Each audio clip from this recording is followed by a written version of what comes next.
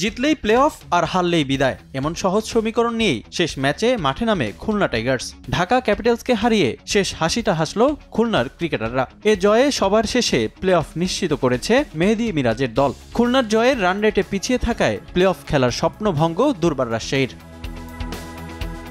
টসে জিতে প্রথমে ব্যাট করতে নেমে শুরুটা ভালোভাবে সামাল দেন তানজিদ তামিম ও লিটন দাস। তাদের ঝড়ো ব্যাটিংয়ে বড় লক্ষ্যের দিকে এগোতে থাকে ঢাকা, তবে ছন্দটা বেশিক্ষণ ধরে রাখতে পারেনি ক্যাপিটালস। দলীয় 29 রানে লিটনকে সাজঘরে ফেরান মেহেদী মিরাজ।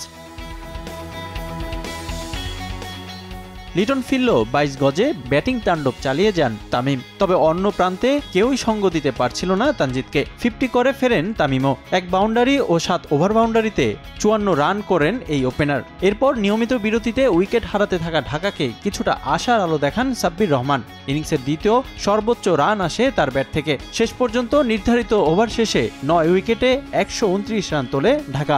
2টি করে উইকেট শিকার করেন হাসান মাহমুদ ও বশিষ্ঠ।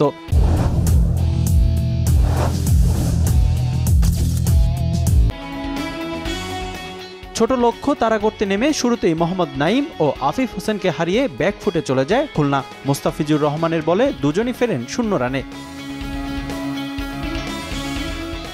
এরপর অবশ্য অ্যালেক্স রোসকে নিয়ে প্রতিরোধ করে তোলেন মেহেদী হাসান মিরাজ। এদিন আগ্রাসী ব্যাটিংয়ে নিজের দায়িত্বটা বেশ ভালোভাবেই পালন করেছেন অধিনায়ক। 9 ওভারেই নিজের 50 তুলে নেন মিরাজ। দলীয় 82 রানে রহমত আলীর শিকার হন রোস। এরপর বশিষ্ঠকে সঙ্গে নিয়ে দলকে জয়ের কাছাকাছি নিয়ে যান মিরাজ। 6 উইকেট ও 19 বল হাতে রেখেই জয় তুলে নেয় খুলনা। এ জয়ে 12 পয়েন্ট নিয়ে চতুর্থ দল হিসেবে প্লে অফ নিশ্চিত করেছে টাইগাররা। রিফাতুল ইসলাম মিরন, সময় সংবাদ, ঢাকা।